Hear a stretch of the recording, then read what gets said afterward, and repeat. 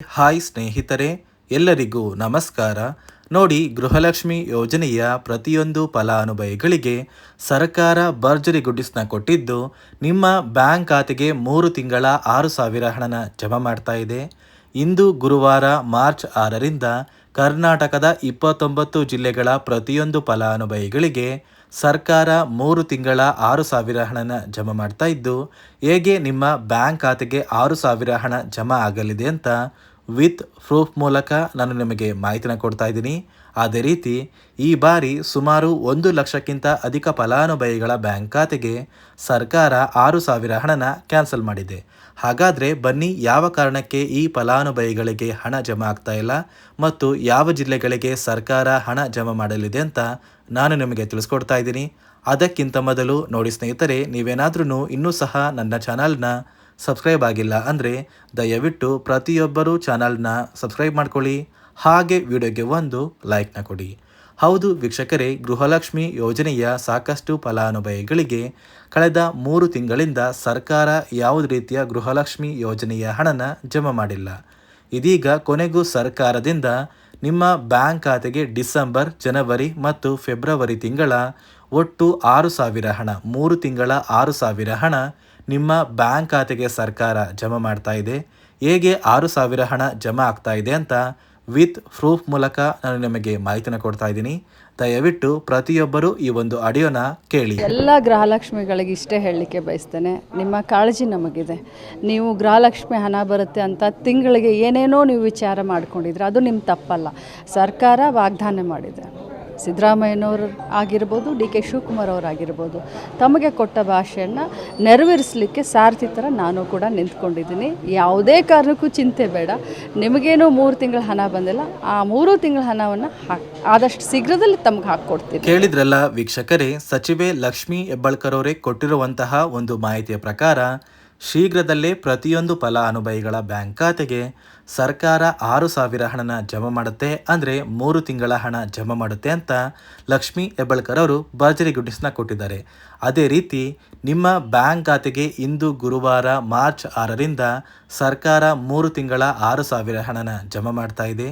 ಈ 6,000 ಹಣಕ್ಕೆ ಸರ್ಕಾರ 5 ನಿಯಮಗಳನ್ನ ಜಾರಿಗೆ ತಂದಿದ್ದು, ಈ 5 ನಿಯಮಗಳ ಆಧಾರದ ಮೇಲೆ ಸುಮಾರು 1 ಲಕ್ಷಕ್ಕಿಂತ ಅಧಿಕ ಫಲಾನುಭವಿಗಳ ಬ್ಯಾಂಕ್ ಖಾತೆಗೆ ಸರ್ಕಾರ ಈ ಬಾರಿ 6,000 ಹಣನ ಕ್ಯಾನ್ಸಲ್ ಮಾಡಿದ್ದು, ಯಾವ ಕಾರಣಕ್ಕೆ ಹಣ ಜಮಾ ಆಗ್ತಾ ಇಲ್ಲ ಅಂದರೆ, ಈ 5 ನಿಯಮಗಳನ್ನ ಯಾರೆಲ್ಲ ಫಲಾನುಭವಿಗಳು ಕಡ್ಡಾಯವಾಗಿ ಪಾಲಿಸಿದ್ದೀರಾ ಇಂತಹ ಫಲಾನುಭವಿಗಳ ಬ್ಯಾಂಕ್ ಖಾತೆಗೆ ಮಾತ್ರ ಸರ್ಕಾರ 3 ತಿಂಗಳ ಹಣನ ಜಮಾ ಮಾಡುತ್ತೆ.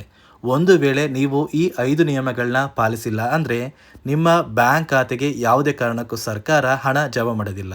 ಹಾಗಾದರೆ ಬನ್ನಿ, ಆ 5 ನಿಯಮಗಳು ಏನು ಅಂತ ಕೂಡ ತಿಳ್ಕೊಳ್ಳೋಣ. ಅದಕ್ಕಿಂತ ಮೊದಲು ಇಂದು ಗುರುವಾರ ಮಾರ್ಚ್ 6ರಂದು ಕರ್ನಾಟಕದ ಯಾವ ಜಿಲ್ಲೆಗಳ ಫಲಾನುಭವಿಗಳಿಗೆ ಸರ್ಕಾರ 3 ತಿಂಗಳ 6,000 ಹಣ ಜಮಾ ಮಾಡ್ತಾ ಇದೆ ಅಂದರೆ, ಮೊದಲಿಗೆ ಬಾಗಲಕೋಟೆ, ಬೆಳಗಾವಿ, ವಿಜಯಪುರ, ಧಾರವಾಡ, ಗದಗ, ಹಾವೇರಿ, ಉತ್ತರ ಕನ್ನಡ, ಬೆಂಗಳೂರು ನಗರ, ಬೆಂಗಳೂರು ಗ್ರಾಮಾಂತರ, ರಾಮನಗರ, ಚಿಕ್ಕಬಳ್ಳಾಪುರ, ಚಿತ್ರದುರ್ಗ, ದಾವಣಗೆರೆ, ಕೋಲಾರ, ಶಿವಮೊಗ್ಗ, ತುಮಕೂರು, ಬಳ್ಳಾರಿ, ಬೀದರ್, ಕಲಬುರಗಿ, ಕೊಪ್ಪಳ, ರಾಯಚೂರು, ಯಾದಗಿರಿ, ವಿಜಯನಗರ, ಚಾಮರಾಜನಗರ, ಚಿಕ್ಕಮಗಳೂರು, ದಕ್ಷಿಣ ಕನ್ನಡ, ಹಾಸನ, ಕೊಡಗು, ಮಂಡ್ಯ, ಮೈಸೂರು ಮತ್ತು ಉಡುಪಿ, ಈ 29 ಜಿಲ್ಲೆಗಳ ಪ್ರತಿಯೊಂದು ಫಲಾನುಭವಿಗಳಿಗೆ ಸರ್ಕಾರ ಮಾರ್ಚ್ 4 ಗುರುವಾರದಿಂದ ಗೃಹಲಕ್ಷ್ಮಿ ಯೋಜನೆಯ ಒಟ್ಟು 3 ತಿಂಗಳ ಹಣ ಅಂದರೆ 16, 17 ಮತ್ತು 18ನೇ ಕಂತಿನ ಹಣ 6,000 ಹಣನ ಪ್ರತಿಯೊಂದು ಫಲಾನುಭವಿಗಳಿಗೆ ಜಮಾ ಮಾಡ್ತಾ ಇದ್ದು, ನಿಮ್ಮ ಬ್ಯಾಂಕ್ ಖಾತೆಗೆ ಕೆಲವೇ ದಿನಗಳಲ್ಲಿ ಅಂದರೆ ಮಾರ್ಚ್ 10ರಷ್ಟರಲ್ಲಿ ಪ್ರತಿಯೊಂದು ಫಲಾನುಭವಿಗಳು ಈ 6,000 ಹಣನ ಪಡ್ಕೋತೀರಾ. ಅದೇ ರೀತಿ ಸುಮಾರು 1,23,000 ಫಲಾನುಭವಿಗಳ ಬ್ಯಾಂಕ್ ಖಾತೆಗೆ ಸರ್ಕಾರ ಈ ಬಾರಿ ಈ 6,000 ಹಣನ ಜಮಾ ಮಾಡ್ತಾ ಇಲ್ಲ. ಸರ್ಕಾರ ಗೃಹಲಕ್ಷ್ಮಿ ಯೋಜನೆಯ 16ನೇ ಕಂತಿನ ಹಣಕ್ಕಾಗಿ ಪ್ರತಿಯೊಂದು ಫಲಾನುಭವಿಗಳ ಒಂದು ದಾಖಲಾತಿಗಳನ್ನ ಮರು ಪರಿಶೀಲನೆ ಮಾಡುವಂತಹ ಸಂದರ್ಭದಲ್ಲಿ ಸಾಕಷ್ಟು ಫಲಾನುಭವಿಗಳಿಗೆ ಸರ್ಕಾರ ಇತ್ತೀಚೆಗೆ ಜಾರಿಗೆ ತಂದಿರುವ 5 ಹೊಸ ನಿಯಮದ ಆಧಾರದ ಮೇಲೆ ಅವರ ಬ್ಯಾಂಕ್ ಖಾತೆಗೆ ಯಾವುದೇ ರೀತಿಯ ಗೃಹಲಕ್ಷ್ಮಿ ಯೋಜನೆಯ ಹಣನ ಜಮಾ ಮಾಡೋದಕ್ಕೆ ಆಗೋದಿಲ್ಲ ಅಂತ ತಿಳಿದು ಬಂದಿದ್ದು, ಸುಮಾರು 1,23,000 ಫಲಾನುಭವಿಗಳ ಒಂದು ಗೃಹಲಕ್ಷ್ಮಿ ಯೋಜನೆಯ ಹಣ ಸರ್ಕಾರ ಕ್ಯಾನ್ಸಲ್ ಮಾಡಿದೆ. ಹಾಗಾದರೆ ಬನ್ನಿ ಸ್ನೇಹಿತರೆ, ಸರ್ಕಾರ ಜಾರಿಗೆ ತಂದಿರುವ 5 ಹೊಸ ನಿಯಮಗಳು ಏನು ಅಂತ ನಾನು ನಿಮಗೆ ತಿಳಿಸ್ಕೊಡ್ತಾ ಇದ್ದೀನಿ. ನೋಡಿ ಸ್ನೇಹಿತರೆ, ಮೊದಲನೆಯ ಒಂದು ನಿಯಮ ಬಂದು, ಗೃಹಲಕ್ಷ್ಮಿ ಯೋಜನೆಯ ಪ್ರತಿಯೊಂದು ಫಲಾನುಭವಿಗಳು ಯಾರೆಲ್ಲ ಇದ್ದೀರಾ, ನಿಮ್ಮ ಮನೆಯ ಪ್ರತಿಯೊಂದು ಸದಸ್ಯರ ಆಧಾರ್ ಕಾರ್ಡ್ನ ನಿಮ್ಮ ಬಳಿ ಇರುವಂತಹ ಒಂದು ರೇಷನ್ ಕಾರ್ಡಿಗೆ ಕಡ್ಡಾಯವಾಗಿ ಲಿಂಕ್ ಮಾಡಿಸ್ಬೇಕು. ಈ ಒಂದು ನಿಮ್ಮ ಆಧಾರ್ ಕಾರ್ಡ್ನ ಲಿಂಕ್ ಮಾಡಿಸೋದಕ್ಕೆ KYC ಅಂತ ಕರೀತಾರೆ. ಸಾಕಷ್ಟು ಫಲಾನುಭವಿಗಳ ಒಂದು ರೇಷನ್ ಕಾರ್ಡಿಗೆ KYC ಪೆಂಡಿಂಗ್ ಇದೆ. ಅದೇ ಒಂದು ಕಾರಣಕ್ಕೆ ಸರ್ಕಾರ ಈ ಬಾರಿ ಈ 5 ಹೊಸ ನಿಯಮಗಳನ್ನ ಜಾರಿಗೆ ತಂದಿದೆ. ಅದೇ ರೀತಿ ಎರಡನೆಯ ಒಂದು ನಿಯಮ ಬಂದು, ಸಾಕಷ್ಟು ಫಲಾನುಭವಿಗಳ ಒಂದು ಆಧಾರ್ ಕಾರ್ಡ್ ಏನಿದೆ, ಆ ಒಂದು ಆಧಾರ್ ಕಾರ್ಡ್ 15 ವರ್ಷ ಅಥವಾ 15 ವರ್ಷಕ್ಕಿಂತ ಹೆಚ್ಚು ಹಳೆಯ ಆಧಾರ್ ಕಾರ್ಡ್ ಆಗಿದೆ. ಈ ಒಂದು ಫಲಾನುಭವಿಗಳು ಅವರ ಆಧಾರ್ ಕಾರ್ಡ್ಗೆ ಯಾವುದೇ ರೀತಿಯ ತಿದ್ದುಪಡಿ ಕೂಡ ಮಾಡಿಸಿಲ್ಲ ಮತ್ತು ಯಾವುದೇ ರೀತಿಯ ಒಂದು ಅಪ್ಡೇಟ್ನ ಕೂಡ ಮಾಡಿಸಿಲ್ಲ. ಅದೇ ಒಂದು ಕಾರಣಕ್ಕೆ ನಿಮ್ಮ ಆಧಾರ್ ಕಾರ್ಡ್ನ ನೀವು ತಿದ್ದುಪಡಿ ಮಾಡಿಸಿಲ್ಲ ಅಂದರೆ ನಿಮ್ಮ ಬ್ಯಾಂಕ್ ಖಾತೆಗೆ 2,000 ಹಣ ಜಮಾ ಆಗ್ತಾ ಇಲ್ಲ. ಮತ್ತೆ ಸ್ನೇಹಿತರೆ, ಸರ್ಕಾರ 16ನೇ ಕಂತಿನ ಹಣನ ಜಮಾ ಮಾಡುವ ಮುಂಚೆ ಪ್ರತಿಯೊಂದು ಫಲಾನುಭವಿಗಳ ಒಂದು ದಾಖಲಾತಿಗಳನ್ನ ಮರುಪರಿಶೀಲನೆ ಮಾಡಿದ್ದಾರೆ. ಈ ಒಂದು ಸಂದರ್ಭದಲ್ಲಿ ಫಲಾನುಭವಿಗಳು ಸರ್ಕಾರಕ್ಕೆ ತೆರಿಗೆನ ಕಟ್ತಾ ಇರೋದು ತಿಳಿದು ಬಂದಿದೆ. ಅದೇ ರೀತಿ 4ನೆಯ ಒಂದು ನಿಯಮ ಬಂದು, ಸರ್ಕಾರದಿಂದ ಬರುವಂತಹ ಒಂದು ರೇಷನ್ನ ಕಳೆದ 3 ತಿಂಗಳಿಂದ ನೀವು ಪಡ್ಕೊಂಡಿಲ್ಲ ಅಂದರೆ ನಿಮ್ಮ ಬ್ಯಾಂಕ್ ಖಾತೆಗೆ ಗೃಹಲಕ್ಷ್ಮಿ ಯೋಜನೆಯ ಹಣ ಜಮಾ ಆಗೋದಿಲ್ಲ. ಮತ್ತು ಸ್ನೇಹಿತರೆ, 5ನೆಯ ಒಂದು ನಿಯಮ ಬಂದು, ನಿಮ್ಮ ಒಂದು ವಾರ್ಷಿಕ ಆದಾಯ 7 ಲಕ್ಷಕ್ಕಿಂತ ಕಡಿಮೆ ಇರಬೇಕು. ಒಂದು ವೇಳೆ ವಾರ್ಷಿಕ ಆದಾಯ 7 ಲಕ್ಷಕ್ಕಿಂತ ಜಾಸ್ತಿ ಇದ್ದರೆ ನಿಮ್ಮ ಬ್ಯಾಂಕ್ ಖಾತೆಗೆ ಗೃಹಲಕ್ಷ್ಮಿ ಯೋಜನೆಯ ಹಣ ಬರೋದಿಲ್ಲ. ಈ 5 ನಿಯಮದ ಆಧಾರದ ಮೇಲೆ ಪ್ರತಿಯೊಂದು ಫಲಾನುಭವಿಗಳಿಗೂ ಹಣ ಜಮಾ ಆಗ್ತಾ ಇದೆ.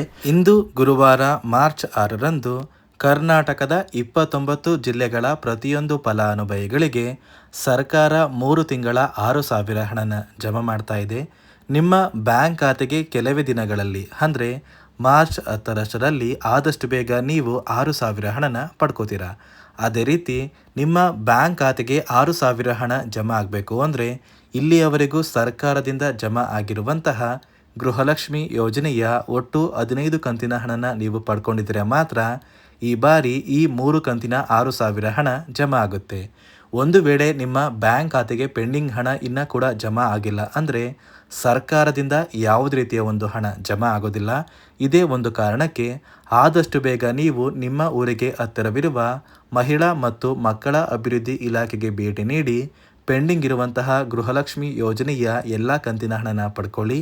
ನಂತರ ಕೆಲವೇ ದಿನಗಳಲ್ಲಿ ಸರ್ಕಾರ ಪ್ರತಿಯೊಂದು ಫಲಾನುಭವಿಗಳಿಗೆ 3 ಕಂತಿನ 6,000 ಹಣನ ಜಮಾ ಮಾಡುತ್ತೆ ಅಂತ ಹೇಳ್ತಾ, ಇದಿಷ್ಟು ಗೃಹಲಕ್ಷ್ಮಿ ಯೋಜನೆ ಕುರಿತು ಸರ್ಕಾರದಿಂದ ಪ್ರತಿಯೊಂದು ಫಲಾನುಭವಿಗಳಿಗೆ ಬಂದಿರುವಂತಹ ಒಂದು ಹೊಸ ಮಾಹಿತಿಯಾಗಿದೆ. ನಾನು ಕೊಟ್ಟಿರುವಂತಹ ಮಾಹಿತಿ ನಿಮಗೆ ಇಷ್ಟ ಆಗಿದ್ದರೆ ದಯವಿಟ್ಟು ಪ್ರತಿಯೊಬ್ಬರೂ ನನ್ನ ಚಾನಲ್ನ ಸಬ್ಸ್ಕ್ರೈಬ್ ಮಾಡ್ಕೊಳ್ಳಿ. ಹಾಗೆ ವಿಡಿಯೋಗೆ ಒಂದು ಲೈಕ್ನ ಕೊಡಿ.